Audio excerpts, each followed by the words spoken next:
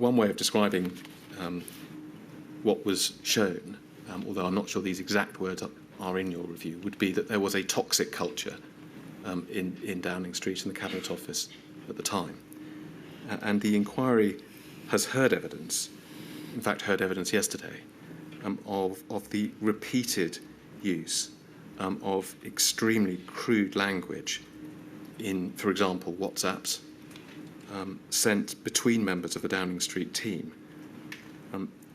Was that, do you think, one aspect, or perhaps a product, of that type of toxic culture that you are reporting on in your review? It was definitely a toxic culture. The inquiry saw yesterday some particularly crude WhatsApp exchanges between Dominic Cummings and Boris Johnson about you and about your possible departure from the Cabinet Office. Let me ask you, was Dominic Cummings part of that toxic culture, part of the problem?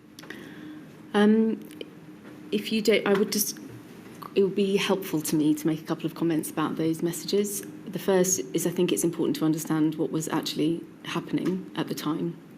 So it is undoubtedly true that the Prime Minister had offered me any number of permanent secretary jobs in order to leave the Cabinet Office during that period of time. And I had repeatedly explained that I wasn't going to participate in another of my colleagues being moved on in order to create a job for me. And so we had been having this exchange for a period of time. The things that Mr. Cummings, having seen those messages, it was, it's horrible to read, but it is both surprising and not surprising to me, and I don't know which is worse, actually. I think that he was frustrated with me at the time. I would absolutely own that. I would also say all I was doing was actually working in the service of the then Prime Minister and defending his interests.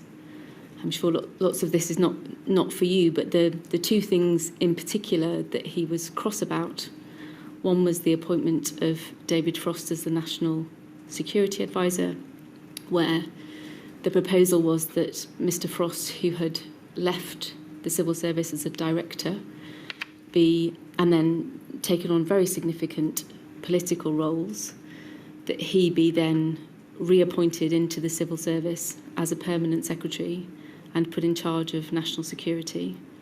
And for reasons I don't probably have to go into, I thought that was wrong, so I wouldn't let that happen, and had in fact come up with a proposal that would fulfil what the Prime Minister wanted, which is that Mr. Frost should join the Lords and be a minister, because I felt that was more proper and have accountability. Mr. Cummings in those messages is also frustrated with me and says that I was sacking special advisors, which I never did, would never be my role. The particular thing that he looks to be extremely cross about in the August is because we were involved in an employment tribunal where he had in fact dismissed a special advisor, and I was insisting on him telling the truth to the employment tribunal, and he didn't respond well to that. So, I mean, yes, surprising and not surprising. It wasn't a pleasant place to work.